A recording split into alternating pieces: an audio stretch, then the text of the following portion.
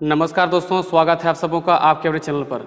दोस्तों, आज आप लोग के सामने एक महत्वपूर्ण सेशन को लेकर मैं आया हूं और आज का सेशन दोस्तों है 5 जनवरी 2022 में लिए गए सीटेट का जो ऑनलाइन एग्ज़ाम हुआ था, सीबीटी यानी कंप्यूटर बेस्ड एग्ज़ाम जो हुआ था, उसका आज सारे क्वेश्चंस का हम लोग सॉल्यूशन करने का प्रयास करेंगे। दोस्तों, आज के आपके सेशन में हम कोशिश किए हैं कि कम से कम 15 से 20 क्वेश्चन तक आपको ले जाया जाए। देखते हैं टाइम कितना किस तरह से मैनेज होता है। तो आप लोग सभी कोई कलम और कॉपी लेके बैठें और एक एक क्वेश्चन को आप पॉज करते चले जाएं और सॉल्यूशन करने के बाद आप मेरा सॉल्यूशन देखें। दोस्तों, प्रैक्टिस आप इस तरह से करेंगे तो ही आपको फ़ायदा होगा। आइए दोस्तों, शुरू करते हैं आज का पहला क्वेश्चन। दोस्तों, आज के सेशन में आपको पेडागोजी के भी क्वेश्चंस काफ़ी दिखेंगे, तो आज आप लोग अच्छे से पेडागोजी क्वेश्चन को लिखेंगे भी और समझेंगे भी। देखिए, आज आपको पहला जो सवाल दिखा है वो क्वेश्चन दोस्तों आपका पेडागोजी क्वेश्चन है। कहता है छात्रों में भय का भाव क्या दर्शाता है या फिर क्या वो असर कर सकता है, वो किस प्रकार से प्रभावित कर सकता है। अगर छात्रों के अंदर भय है तो उसका जो भाव है यानी उसका क्या होगा, उसका इफेक्ट क्या होगा, प्रभाव क्या होगा। 4 ऑप्शन आपके सामने दिए गए हैं। आप में से बताइए कि पहले इसका उत्तर क्या होना चाहिए, फिर इसका हम आपको बताते हैं कि उत्तर क्या होगा, क्यों होगा। पहला ऑप्शन कहता है अधिगम में। दोस्तों, अधिगम कहते हैं पढ़ना, सीखना, ठीक है। अधिगम में काफ़ी सुधार करता है, यानी अगर छात्रों में भय रहेगा तो पढ़ने में सुधार आएगा। अधिगम के लिए हानिकारक है, जो भय है, जो डर है बच्चों के अंदर, वो अधिगम के लिए दोस्तों क्या है, हानिकारक है। या अधिगम के लिए आवश्यक है या अधिगम पर कोई प्रभाव नहीं डालता है। तो आपको बताना है कि बच्चों के अंदर, छात्रों के अंदर जो भय है उसका प्रभाव आपके हिसाब से क्या होना चाहिए। देखिए, अगर यदि बच्चों के अंदर भय होगा, छात्रों के अंदर अगर भय होगा तो वो शिक्षक से अच्छे से बात नहीं कर पाएगा, वो अपने परेशानियों का सॉल्यूशन नहीं ढूंढ पाएगा। और अगर उसे किसी भी मुद्दे पर कहीं परेशानी होगी तो वो उस पर खुल करके आपसे बात नहीं कर पाएगा, तो उसमें उसकी परेशानियां और बढ़ती चली जाएंगी। तो यह अधिगम में सुधार ना करके वो उसे और भी कठिन बना सकता है, ठीक है। अब कहता है अधिगम के लिए हानिकारक है। मेरे हिसाब से उत्तर आपका यही 2 नंबर होगा, ठीक है। अगर यदि दोस्तों भय है, अगर छात्रों में भय है तो वो अधिगम के लिए हानिकारक है, क्योंकि वह बच्चों के विकास को बाधा पहुंचाएगी, बच्चों के विकास के रास्ते में वह एक अवरोधक बन के सामने आएगा, ठीक है। अधिगम के लिए आवश्यक है, जी नहीं, भय का होना अधिगम के लिए आवश्यक नहीं है, क्योंकि अगर छात्रों के अंदर अगर भय होगा तो वह भय उसे अधिगम से और दूर ले जाएगा। आप देखते होंगे अपने आसपास में या फिर अपने घर में, या फिर आप जब छोटे बच्चे होंगे उस समय आप देखते होंगे कि आपको स्कूल जाने में कभी कभी बहुत परेशानी, आप बहाना मारते होंगे, झूठ मूठ का बुखार लग गया तो ये हो गया, वो हो गया, माथा दर्द कर रहा है, ऐसा आप करते होंगे। क्यों? क्योंकि आपको एक भय सताया जा रहा है, एक भय आपके अंदर बैठ गया है। वो किसको लेकर के? पढ़ाई को लेकर के, जो कि आपके अधिगम के मार्ग में सबसे बड़ी बाधा बनकर सामने आएगी। आप अगर डरेंगे तो आप पढ़ने के लिए काफ़ी पीछे हटेंगे, ठीक है। अधिगम पर कोई प्रभाव नहीं डालता है, बिल्कुल गलत। प्रभाव तो डालता ही है, अधिगम पर भय जो है प्रभाव डालता है। और प्रभाव कैसा डालता है? नकारात्मक डालता है, यानी बिल्कुल ही उल्टा प्रभाव डालता है। इससे बच्चों के विकास में बाधा पहुंचती है। आइए दोस्तों, अगले क्वेश्चन को देखते हैं। दोस्तों, गणित का अगला सवाल देखिए आपके सामने है। कहता है 19,995 प्राप्त करने के लिए 95,199, 59,195 और 99,195 के योग में क्या घटाना होगा। सबसे पहले आपको ये करना होगा कि इन तीनों दिए गए मान को आपको पहले जोड़ना होगा। 9995, ठीक है, जोड़िए। 5 5 10 और 9 19, हाथ में 1, 9 या 27 और 1 28, हाथ में 2, 9 9 18 और 5 23, 23 2 25, हाथ में 2, 9 9 18 5, 18 5 23, 23 और 2 25। देखिए आपके पास मान दोस्तों कितना आया? 25,589। और आपको चाहिए कितना? 19,995। तो आपको ये करना होगा कि ये जो मान आपको दिया गया है, इस मान को घटा करके आपको यहाँ पे लेके आना है। तो एक काम करते हैं, यहाँ तक जाने के लिए हमको कितना कम करना होगा, हम माइनस कर सकते हैं। आपको अगर ये कहा जाए दोस्तों कि 10 को 8 बनाने के लिए कितना कम करना होगा, तो आप 10 और 8 के बीच का अंतर देख लेंगे, कितना कम करने से वहाँ हम पहुँच सकते हैं।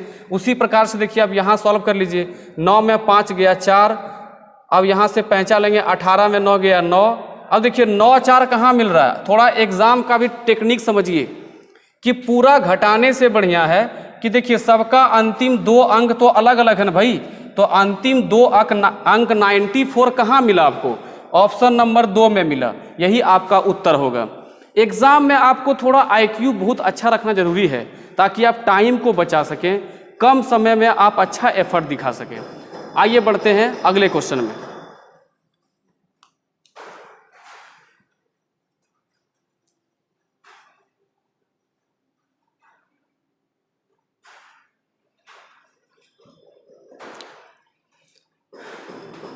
दोस्तों अगला सवाल जो है बिल्कुल ही बच्चा वाला सवाल है और एकदम देखिए बचपन का सवाल और 55 से जुड़ा हुआ है बचपन का सवाल है और देखिए 55 से जुड़ा हुआ सवाल है, ठीक है। तो आप क्या करेंगे, इस सवाल को पहले अटेम्प्ट कर लीजिए और कैसे अटेम्प्ट करते हैं और हम कैसे अटेम्प्ट करेंगे इसको सीखने का प्रयास कीजिएगा। कहता है निम्नलिखित में से कौन संख्या 55,55,555 को प्रदर्शित करता है। देखिए 55 लाख तो इकाई, दहाई, सैकड़ा, हजार, 10,000, लाख, 10 लाख। दोस्तों ये हो गया आपका 55 लाख, ठीक है। अब दोस्तों कहता है 55,000, तो ये हो गया आपका 55,000। फिर कहता है 555, ये हो गया आपका 555। अगर इन तीनों को शामिल कर देंगे एक साथ तो हमारा मान देखिए सामने आ जाएगा। ये हो गया 5, ये 5, यहाँ से 5, ये भी 5, ये भी 5 और फिर 2 ठो और 5, यानी आपको 7 ठो 5 दिखना चाहिए जो आपके ऑप्शन नंबर 1 में दिया गया है, ठीक है।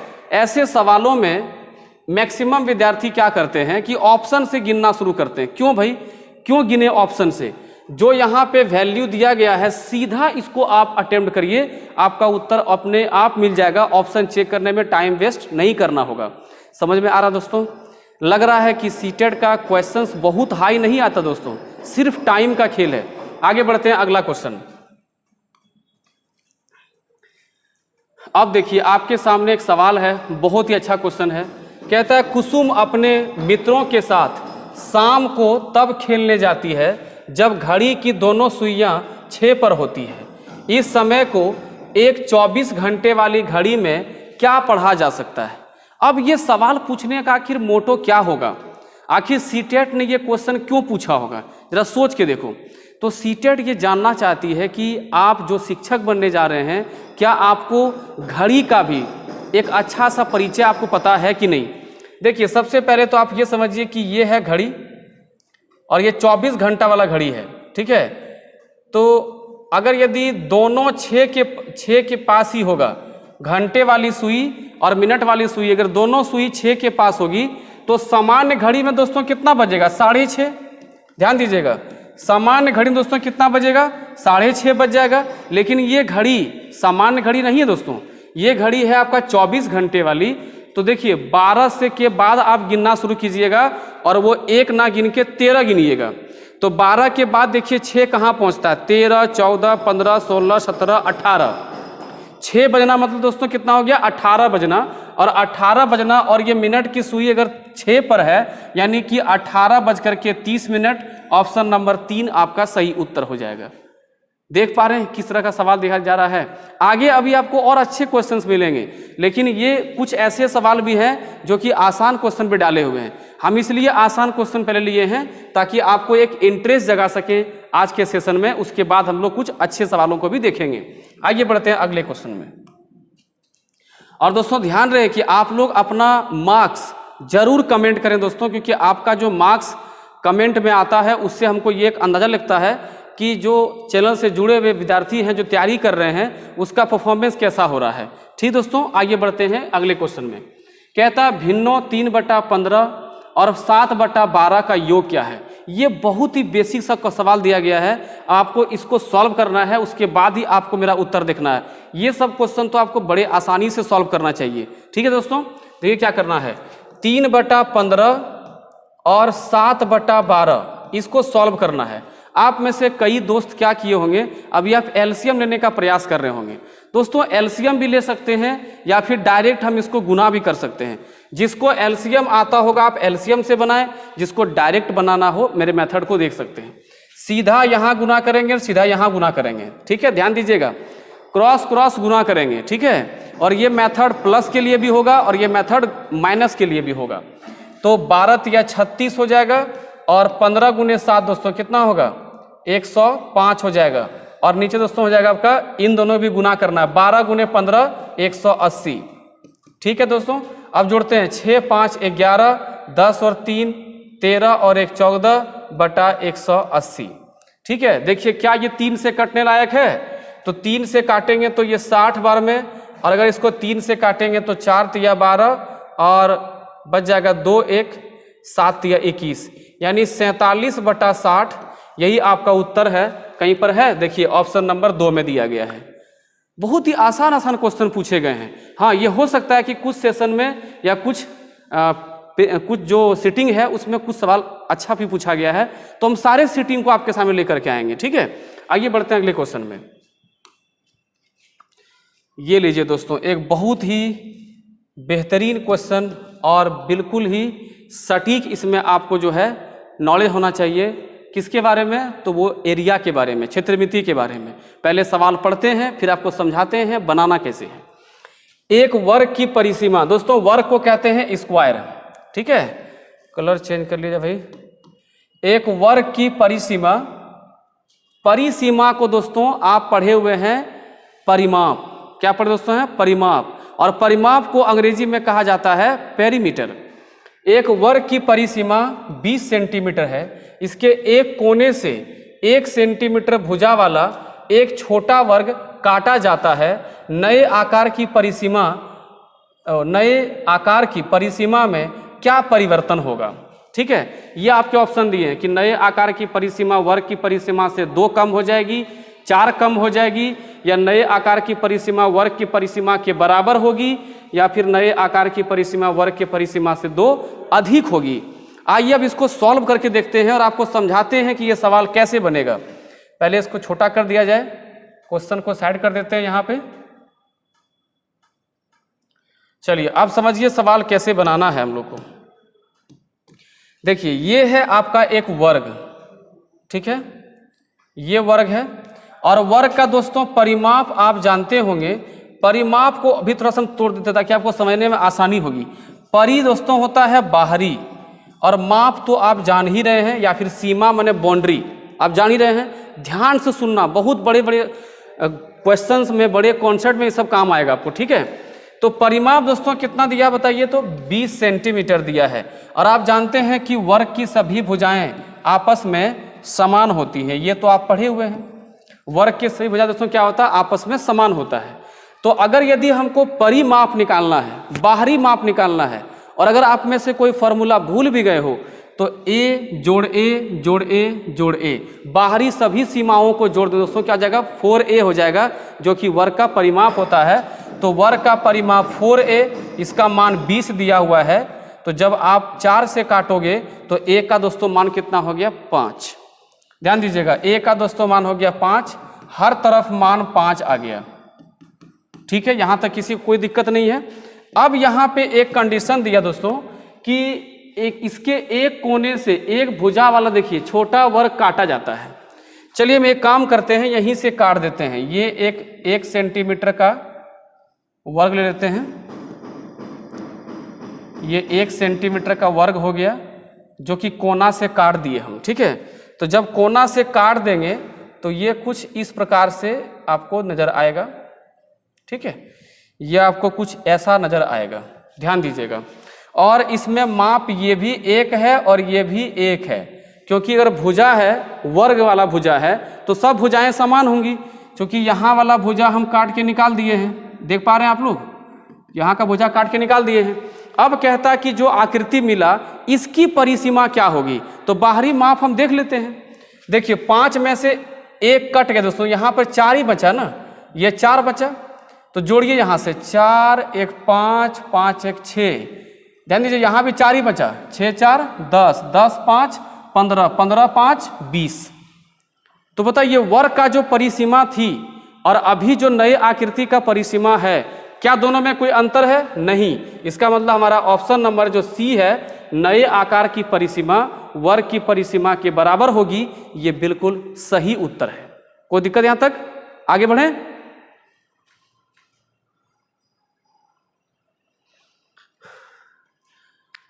दोस्तों आपको सेशन अगर अच्छा लग रहा है दोस्तों तो आप लाइक जरूर करिए और इस पर कमेंट करिए और अपने दोस्तों को शेयर जरूर करिए, क्योंकि आपको हम प्रयास कर रहे हैं कि विदाउट कोई फीस, विदाउट कोई चार्जेस आपको सारा कुछ पढ़ाया जाए, और हम प्रयास करेंगे कि इस सीटेट में आपको अधिकतम से अधिकतम आपको हेल्प किया जाए।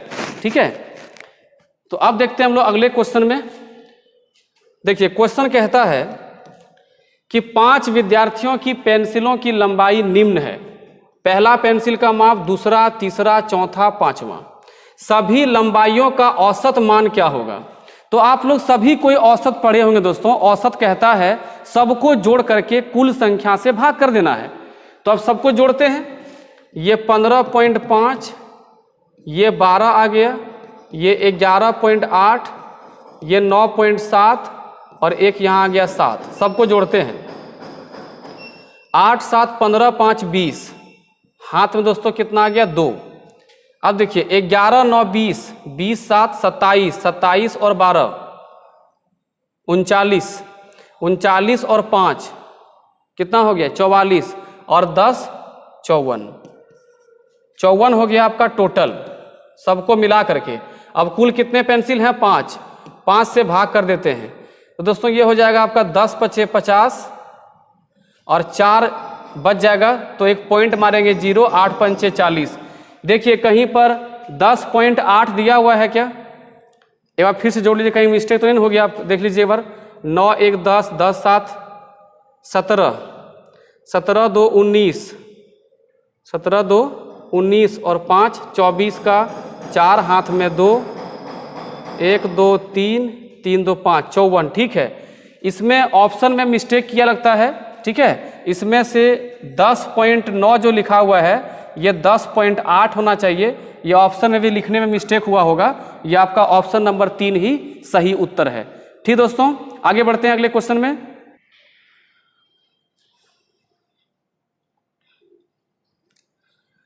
अब आइए दोस्तों अगला क्वेश्चन देखिए, बहुत ही अच्छा क्वेश्चन। इस बार जो क्वेश्चन पूछा गया है 5 तारीख वाले में जो क्वेश्चन पूछा गया था उसमें क्षेत्रमिति से बहुत ही आसान क्वेश्चन पूछे गए थे।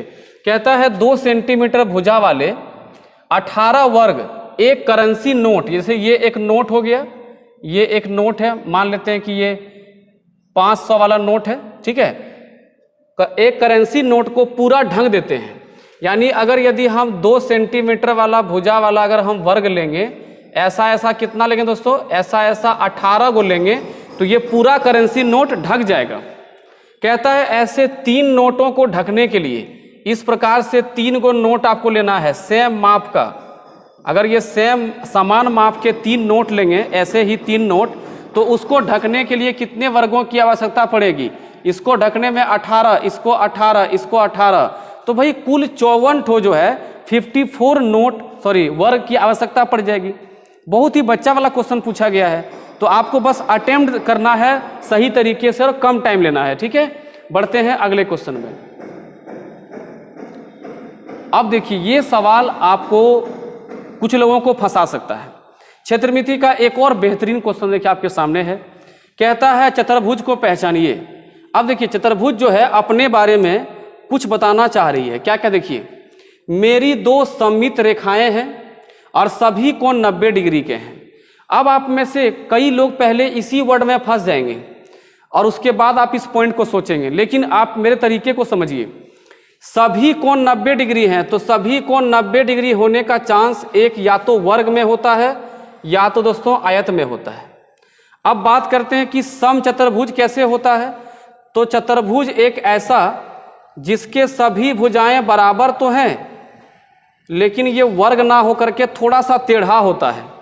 और एक दोस्तों क्या है? समांतर चतुर्भुज। समांतर चतुर्भुज भी जो है वो आयत का ही एक हिस्सा है, लेकिन वो दोस्तों क्या है? थोड़ा सा टेढ़ा है। तो आप सोच के देखिए कि जो थोड़ा सा टेढ़ा होगा क्या उसमें 90 का कोण बनने का चांस है? बिल्कुल भी नहीं चांस है। तो ये दोनों आपका आंसर नहीं होगा, क्योंकि यहाँ पे दोनों बातें फॉलो होनी चाहिए। अब आते हैं वर्ग में और आयत में। देखिए, सममित रेखाएं ये होती हैं कि आप कहीं से भी बीच से काटें, जब बीच से आप काटते हैं तो जो दो भाग आपको मिलेगा वो बिल्कुल समान मिलना चाहिए। अगर हम यहाँ देखिए, अगर इसको बीच से काटते हैं तो ये दो भाग समान तो मिल रहा है, ठीक है। लेकिन अगर हम इधर से इस रेखा को छोड़ने के बाद, इस रेखा को छोड़ने के बाद अगर हम इधर से भी काटते हैं तो ये समान तरह से ना दिख करके दोस्तों ये कैसा बन रहा है? देखिए, ये आपका बन जा रहा है एक आयताकार ऐसा बन जा रहा है। लेकिन अगर आप यही अगर इसमें देखेंगे, आयत में देखेंगे, तो एक आकृति यहाँ से बन जाएगा और एक सममिति यहाँ से बन जाएगा, ठीक है। दो सममिति बनेंगी तो इसका आंसर दोस्तों हो जाएगा आयत। आप लोगों को सममिति पर एक अलग से क्लास हम देंगे कि सममिति से कैसा कैसा सवाल आ सकता है, इसके कॉन्सेप्ट क्या है। आइए बढ़ते हैं अगले क्वेश्चन में। ये रही आपकी बेहतरीन एक सवाल, जो कि आपको खुद से ध्यान रखना है कि ये सवाल किस चैप्टर का है। आप लोग कमेंट करिए कि क्वेश्चन नंबर 10 जो है वो किस चैप्टर से जुड़ा हुआ है। देखिए आप लोग को सवालों का पहचान कितना अच्छा है। आइए क्वेश्चन पढ़ते हैं। कहता है 4 रंग नीला, पीला, काला और सफ़ेद की कमीजें क्रमशः 5, 10 और 12, 5, 10, 12 और 15 के पैकेटों में उपलब्ध है। यदि एक दुकानदार को चारों रंगों की कमीजें समान संख्या में खरीदनी है तो उसके द्वारा विभिन्न रंगों के खरीदे जाने वाले पैकेटों की न्यूनतम संख्या क्या होगी। देखिए कौन कौन रंग है। एक रंग है आपका नीला, एक रंग है आपका पीला, एक रंग है आपका काला और एक रंग दोस्तों क्या है? सफ़ेद, ठीक है। तो अब इनका जो पैकेटों में जो संख्या है वो ये है 5, ये है 10, ये है 12 और ये है 15। तो आपको बताना है कि एक दुकानदार को समान मात्रा में सभी लेने हैं, सभी का समान मात्रा में लेना है, तो कितने कितने जो है वो पैकेटों में ले सकते हैं। तो इसको बनाने का सबसे अच्छा तरीका दोस्तों ये है कि आप इसको सबसे पहले इसका एक कॉमन मान ले लें। देखिए यहीं पर आपको हिंट कर दिया है, अगर थोड़ा सा ध्यान देंगे तो ये आपको हिंट किया है न्यूनतम संख्या क्या होगी, यानी आप इसका एलसीएम लेंगे। तो 5, 10, 12, 15 इसका जब एलसीएम निकालेंगे तो आप सबसे पहला देखिए इसका ट्रिक क्या है कि आप सबसे बड़ा वाला को उठा लेंगे। एलसीएम का ट्रिक हम बेहतरीन बताए हुए हैं यूट्यूब पर, आप जाके सर्च कर लीजिएगा यूट्यूब पे मेरा एलसीएम का क्लास, तो आपको बहुत अच्छा ट्रिक समझ में आ जाएगा। आपको सबसे बड़े वाले को उठा लेना है और आप चेक करना कि किससे किससे 15 कटता है। 5 से कट जाएगा काम तमाम, 10 से नहीं कटेगा, लेकिन 10 में भी 5 है और 15 में भी 5 है, लेकिन 10 में 2 है, 15 में 2 नहीं है, इसको 2 देना पड़ेगा। समझ में दोस्तों आया? 2 देना पड़ेगा इसको। अब यहाँ देखिए 12 में देखिए क्या है, 12 में दोस्तों आपका 4 गुने 3 है, ध्यान दीजिएगा 4 गुने 3 है। क्या 4 यहाँ मैच कर रहा है? देखिए तो 4 का 1 ठो 2 मैच कर रहा है और 3 तो 15 में होता ना भाई, 3 गुने 5 3 तो मिला ना, लेकिन 4 का 1 ठो 2 नहीं मिला तो 1 ठो 2 इसको और देना पड़ेगा। तो 15 दूनी 30 दूनी 60, यानी एलसीएम दोस्तों कितना आ गया? 60। अब ऐसे सवालों में देखिए क्या करना चाहिए हमको, यानी कि 60 को खाली क्या करना है? सबसे भाग करने का प्रयास करना है। अगर 60 को, अगर यदि एक पैकेट में 5 वाला है, अगर इसको हमको 60 करना है, इसका मतलब कि 12 पैकेट चाहिए। नीला वाला का 10 है तो 60 करने के लिए हमको 6 पैकेट चाहिए। काला वाला का 12 है, एक पैकेट में 60 करने के लिए 5 पैकेट चाहिए। सफ़ेद वाला में एक पैकेट में 15 है तो 60 करने के लिए हमको 4 पैकेट चाहिए। यानी आपका ऑप्शन नंबर 3 जो है, नीला वाला 12 पैकेट, पीला वाला 6 पैकेट, काला वाला 5 पैकेट और सफ़ेद वाला 4 पैकेट। इस तरह से अगर वह दुकानदार कमीजों को लेता है तो वह बराबर मात्रा में सबका मात्रा रख सकता है। आइए बढ़ते हैं अगले क्वेश्चन में। लीजिए भाई, ये सवाल आपको बहुत ही छोटा देखने में लगेगा, लेकिन ये सवाल को आप वेरी वेरी इंपॉर्टेंट करके रख लें, क्योंकि 2021 सीटेट में जितना भी सीटिंग हुआ था उन सारे सीटिंग में मैंने इस क्वेश्चन को देखा है। देखिए क्वेश्चन क्या कहता है, 51.2/3 kg चीनी से 3/4 kg के कुल कितने पैकेट बनाए जा सकते हैं। देखिए पहले कुल चीनी है कितना, 3 एकम 3 और 5 तिया 15, 153 ऊपर का 2 जुड़ेगा बटे 3, यानी 155/3 kg इतना चीनी है। और एक पैकेट में दोस्तों कितना है, 3/4 kg है। तो कितने पैकेट लगेंगे उसका संख्या निकालने के लिए कुल चीनी को क्या करिए, एक पैकेट से जो है भाग कर दीजिए। आप खुद ही सोचिए भाई कि अगर एक पैकेट में अगर 1 kg चीनी है, सोच के देखिए, एक पैकेट में 1 kg चीनी है और 200 ग्राम का पैकेट बनाना है, तो कितना पैकेट बनेगा बताइए? 5 पैकेट बनेगा ना भाई, 200 ग्राम का 5 पैकेट बनेगा। तो क्या किया आप, 1 kg मैंने 1000 ग्राम को आप 200 ग्राम से भाग कर दिए ना। तो अब इसको भाग करिए, 155/3, ऊपर में 3 जाएगा, नीचे में 4, ये कट गया। 155 को 4 से भाग करिए, देखिए कितना आ सकता है इसमें। इसका भी कहीं ऑप्शन नहीं गड़बड़ हो गया जी, कहीं लगभग मैंने मान तो नहीं मान दिया। ये कितना होगा, 4 तिया 12, 4 तिया 12, 3 और 5 बचा, तो 9 चौक 36। हाँ, ये लगभग में मान दिया है, 38 पॉइंट समथिंग आएगा। तो इसका लगभग में मान लिया है 39 पैकेट बनाया जाएगा। ये लगभग का सेंस लिया है। आप लोग घबराइएगा नहीं, इस बार सीटेट में बहुत ऐसे सवाल था जिसका डाटा बहुत कंफ्यूजिंग रहा है, ठीक है। यानी डाटा लगभग में ले लिया, कहीं ऑप्शन लगभग में ले लिया है, तो ये दिक्कत रहा है। इस सब चीज़ पे आप गौर करेंगे, ठीक है। आइए बढ़ते हैं अगले क्वेश्चन में। देखिए अगला क्वेश्चन, जो भी लोग हमसे मैथ पढ़े हुए हैं ये क्वेश्चन बहुत ही आसानी से बना देंगे, ठीक है। अभी हाल में एक नया बैच चल रहा सीटेट का, उसमें हम कल या परसों ही इसकी चर्चा किए हैं, और आप लोग जो लोग देख रहे होंगे वीडियो को आराम से इसको सॉल्व कर सकते हैं। निम्नलिखित में से कौन सा कथन सत्य है? एक अभाज्य संख्या है, एक भाज्य संख्या है, एक भाज्य और अभाज्य दोनों है, एक ना तो भाज्य है और ना तो अभाज्य संख्या है। आप पहले ट्राई कर लीजिए भाई, आंसर मार लीजिए, ठीक है। इसका आंसर होगा 4 नंबर, क्योंकि एक जो है ना ही भाज्य है और ना ही अभाज्य है। आप जानते हैं कि भाज्य और अभाज्य संख्याओं की प्रॉपर्टी क्या होते हैं, गुण क्या होते हैं। तो अभाज्य संख्याएं वो हैं जो केवल एक से विभाजित हो या तो खुद से विभाजित हो, एक से या फिर खुद से कटता हो। और भाज्य क्या है, जो कि एक से भी कटे, खुद से भी कटे और किसी अन्य से भी कटे। अब आइए आपको एक टेक्निक सिखाते, देखिए। भाज्य किसे कहे, जो किसी से कटता हो, किसी से कटता हो। अब ध्यान रखिएगा, हिंदी में अगर किसी शब्द के पहले अ आ जाता है तो उसका मतलब होता है नहीं।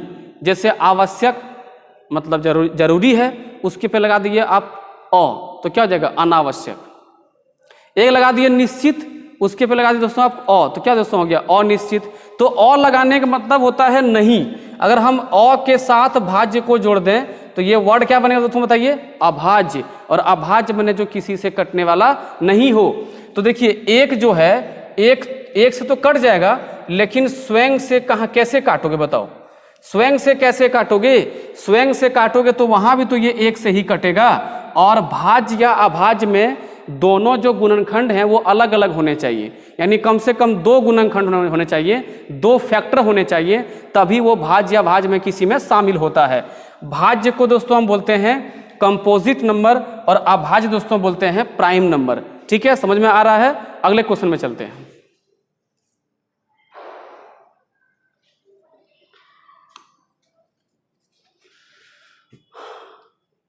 लीजिए, ज्यामिति का एक सवाल आपके सामने है। कहता है एक त्रिभुज के कोणों का अनुपात 5:6:7 है, तो सबसे छोटी कोण की माप क्या है? आप में से मैक्सिमम लोगों को पता होगा कि त्रिभुज के तीनों कोणों का योग 180 होता है। अगर तीनों कोणों का योग 180 होता है तो ये रहा एक त्रिभुज। मान लीजिए ये वाला हिस्सा 5 है, ये 7 है और ये 6 है। अगर तीनों भाग को जोड़ेंगे तो 7, 5, 12 और 6 18 भाग होगा। तीनों कोण का भाग कितना, 18 होगा। और कुल मान कितना होता है 180। 18 से काटोगे तो एक भाग का मान दोस्तों कितना आया, 10 डिग्री। अगर एक भाग का मान 10 डिग्री तो सबसे छोटा तो 5 न है, तो 5 भाग का मान दोस्तों 50 डिग्री। ये आपका ऑप्शन नंबर 2 आपका उत्तर आ रहा है। समझ में आ रहा है? आगे बढ़े अगले क्वेश्चन में। लीजिए, ये रहा आपके सामने एक बेहतरीन क्वेश्चन। अभी देखिए हाल में ही आप लोग को हम भिन्न चैप्टर पढ़ाए हैं और ऐसा क्वेश्चन पढ़ाए हुए हैं। और आप लोग उम्मीद है कि आराम से इसको सॉल्व कर देंगे। क्वेश्चन कहता है विमल अपने जन्मदिन पर कैंडी का पैकेट लाया, उसने 1/3 जॉन को, 1/3 दोस्तों ने होता 1/3, 1/4 राधा को मैंने 1/4 राधा को, और 1/5 सुष्मिता को, और 1/6 भाग मीकू को। कौन कौन है इसमें देखिए, पहला है जॉन, दूसरा है आपका राधा, तीसरा कौन है सुष्मिता, और चौथा दोस्तों है मीकू। जॉन को दिया है वो 1/3 भाग, राधा को 1/4 भाग, सुष्मिता को 1/5 भाग, मीकू को 1/6 भाग। आपसे एक छोटा सा क्वेश्चन पूछें, इसमें किसका भाग सबसे छोटा है बताइए तो, बताइए कमेंट करिए। इसमें से सबसे छोटा भाग किसका है दोस्तों, सबसे छोटा भाग मीकू का है। ध्यान रखिएगा कि अगर यदि कई भिन्न दिए हुए हों और सबका अंश दोस्तों क्या है, सबका अंश आपका बराबर हो, देखिए सब में 1-1 है ना, तो जिसका हर सबसे बड़ा होगा वह दोस्तों वह भिन्न सबसे छोटा होगा। क्यों?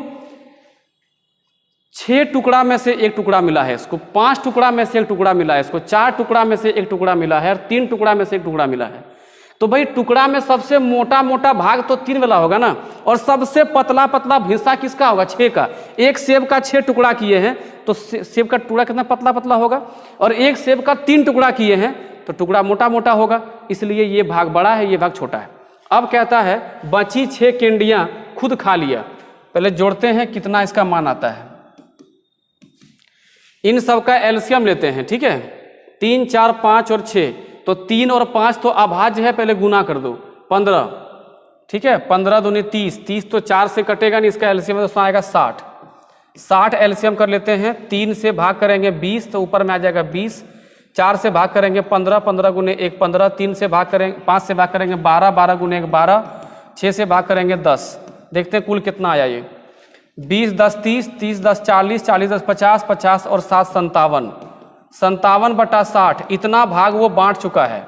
ध्यान दीजिएगा, इतना भाग वो बांट चुका है। और अब जो है विमल के पास बचा कितना होगा, देखते हैं शेष भाग कितना बचा होगा। तो आपको एक बात ध्यान रखना है कि भिन्न में सबसे बड़ा हिस्सा, सबसे कुल हिस्सा जो होता है वो 1 होता है।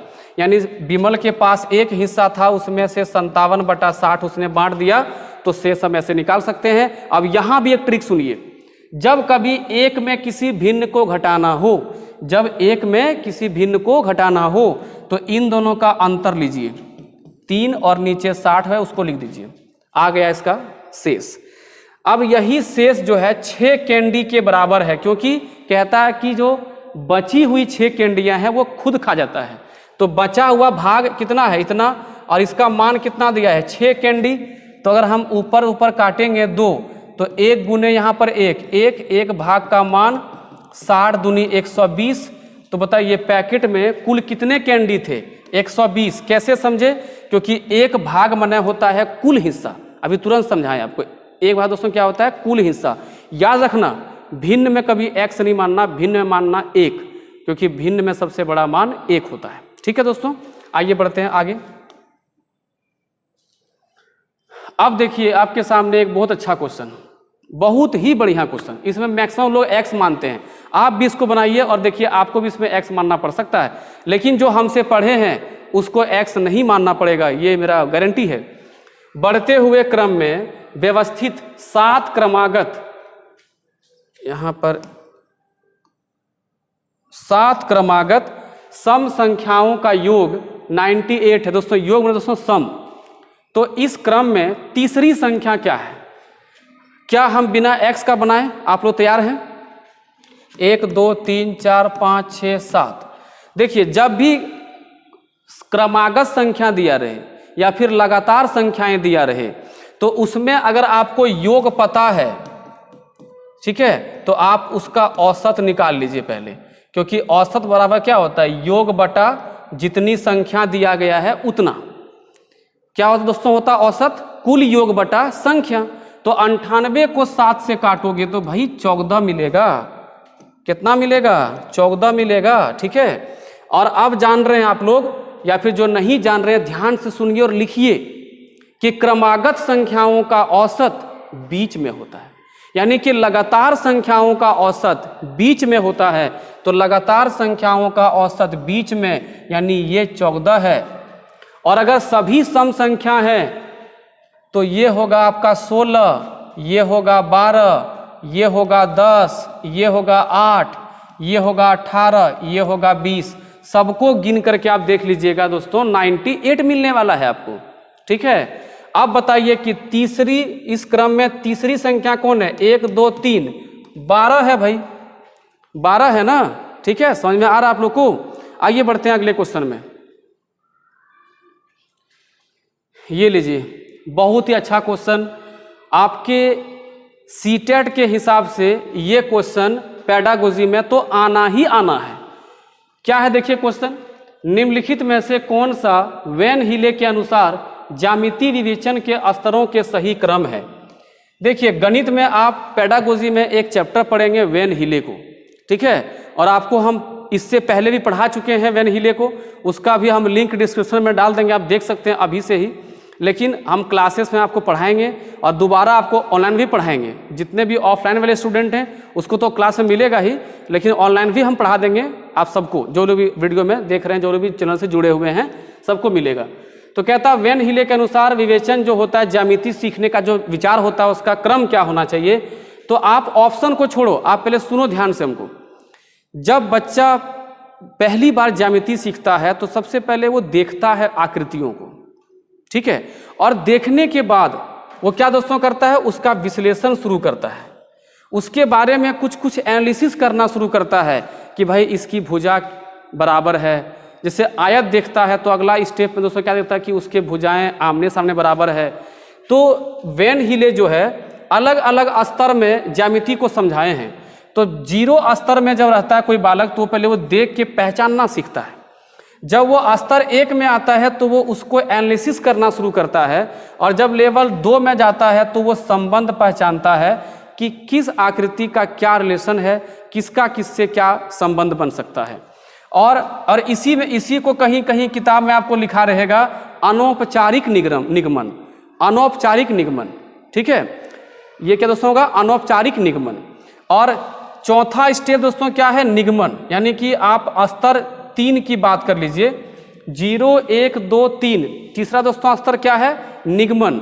निगमन दोस्तों है क्या कि इसमें बालक नियम और प्रमेय को समझते हुए उसे प्रूफ कर सकता है, किसी भी जो ज्यामितीय जो फंक्शन है उसको अच्छे से प्रयोग कर पाता है। ठीक है, और सबसे चौथा जो होता है उसका यहाँ पे क्या दिया है? स्वयं सिद्ध, या कहीं कहीं पे आपको दिया रहेगा दृढ़ता। किताब में दोस्तों क्या दिया रहेगा? दृढ़ता। तो समझ जाना कि ये चौथा स्टेज वह स्टेज है जब बालक स्वयं कुछ करके सिद्ध करने का स्थिति में पहुंच जाए, यानी वह एक साइंटिफिक तौर पे मैथ को देखना शुरू कर दे। तो ये स्थिति हम लोग का एकेडमिक करियर में नहीं होता है। जब आप लोग ग्रेजुएशन या ग्रेजुएशन से आगे बढ़ जाते हैं तब आप ज्यामिति में कुछ शोध करने लगते हैं, तो वो स्थिति तो किसका है? शोध का है। हम लोग अपने एकेडमिक करियर में हम लोग यही 4 स्तर को देख पाते हैं, 0 1 2 और 3। उम्मीद है कि आपको समझ में आया होगा, वरना फिर वेन हीले जब हम पढ़ाएंगे तो आप उसको अच्छे से अगर देख लेते हैं वीडियो को एक बार, तो आपको वेन हीले से एक भी क्वेश्चन दिक्कत नहीं होगी। आइए एक क्वेश्चन और देखते हैं पेडागोजी का। ये आपका आज का अंतिम क्वेश्चन है, और मेरा ये इच्छा है कि आप इस क्वेश्चन को अपने से अटेम्प्ट करें, उसके बाद आप उत्तर करें कि इसमें कौन सा सही है। आप ध्यान रखिएगा, इसमें एक से भी अधिक सही हो सकते हैं। ये कूट वाला प्रश्न था, कूट हम लिखना भूल गए हैं। आप इसमें पढ़ के देखिए, इसमें 1 से अधिक उत्तर भी सही हो सकते हैं, क्योंकि आपका इसमें ऑप्शन है दिया हुआ 1 और 2, 2 और 3, केवल 2, 3 और 4।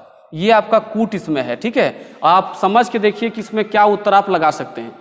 कहता है राष्ट्रीय पाठ्यचर्या रूपरेखा 2005, जिसको आप एनसीएफ कहते हैं, एनसीएफ 2005 नेशनल करिकुलम फ्रेमवर्क के अनुसार गणित पाठ्यचर्या यानी कि जो मैथ का जो फ्रेमवर्क है, ठीक है, का या के महत्वपूर्ण लक्षण या घटक क्या है? इसे महत्वाकांक्षी एवं सुसंगत होना चाहिए, इसे क्रियाकलाप गतिविधियों पर केंद्रित होना चाहिए, इसमें अधिक संख्या में योगात्मक आकलन को सम्मिलित करना चाहिए, इसे समझ बोध से अधिक क्रियाविधियों और सूत्रों को के ज्ञान पर बल देना चाहिए। आप लोग पहले उत्तर कर लीजिए, इसमें उत्तर क्या होना चाहिए। देखिए, महत्वाकांक्षी होना तो बच्चों में बहुत ही आवश्यक है, क्योंकि जब जब वो गणित को सीखता है, जब वो पढ़ता है, तो अगर वो महत्वाकांक्षी है तो वो अधिक और प्रयास करने का, अधिक और सवाल बनाने का प्रयास करेगा। तो गणित में ये जागरूकता फैलाने की बहुत बड़ी शक्ति है कि बच्चे के अंदर में महत्वाकांक्षा और सुसंगत होना, यानी कि जो सूटेबल है, जो परिस्थिति के अनुसार सूटेबल है, वो करने का उसमें गुण पैदा करना, ये दोस्तों गणित का पहला पाठ है, यानी ये बिल्कुल सही है। इसे क्रियाकलाप गतिविधियों पर केंद्रित होना चाहिए, यानी बालक जो अपने जीवन में क्रियाकलाप करता है या फिर जो गतिविधि करता है उससे जुड़ा हुआ होना चाहिए गणित, ताकि बालकों को या बच्चों को ये एहसास हो कि गणित हमारे जीवन का हिस्सा है और इससे सीखने से कितना फायदा या कितना महत्वपूर्ण हमारे जीवन के लिए होता है।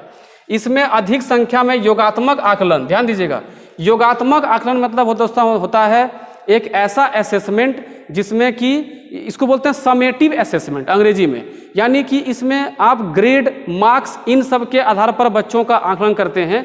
देखिए, योगात्मक आकलन भी बहुत जरूरी है कि बच्चा कितना मार्क्स ला रहा है, कितना ग्रेड ला रहा है। आफ्टर ऑल जीवन में सर्टिफिकेट, मार्कशीट बहुत महत्वपूर्ण है, लेकिन शुरुआती तौर में योगात्मक आकलन उतना महत्वपूर्ण नहीं है, क्योंकि वहाँ बच्चे को सिखाने का स्टेज है, वहाँ हमको सिखाने पे अधिक ध्यान देना चाहिए। तो वहाँ पर बच्चों के लिए योगात्मक आकलन उतना सही नहीं है, और ख़ास करके गणित में अधिक से अधिक संख्या में योगात्मक आकलन सही चीज़ नहीं है। फिर कहता है कि इसे समझ बोध के अधिक से अधिक क्रियाविधियों और सूत्रों के ज्ञान पर बल देना चाहिए। ये तो बिल्कुल उल्टा बात कर दिया। एनसीएफ कहता है कि गणित का जो अध्ययन है, जो पाठ्यचर्या है, वो ऐसा हो जिसमें कि वह समझ बूझ का अधिक डेवलपमेंट कर सके। बच्चों के अंदर में जो स्किल, जो डेवलपमेंट है, वो अंडरस्टैंडिंग का, गणित को या परिस्थितियों को वो अधिक डेवलप कर सके, तार्किक क्षमताओं का विकास कर सके, ना कि उसको सूत्र को रटने या विधि यानी जो प्रोसेस को रटने का प्रयास करे। तो आई होप कि आज का सेशन आपको अच्छा लगा हो। दोस्तों, मेरा एक प्रयास है कि आप लोगों को एग्ज़ाम तक बहुत कुछ हेल्प किया जाए।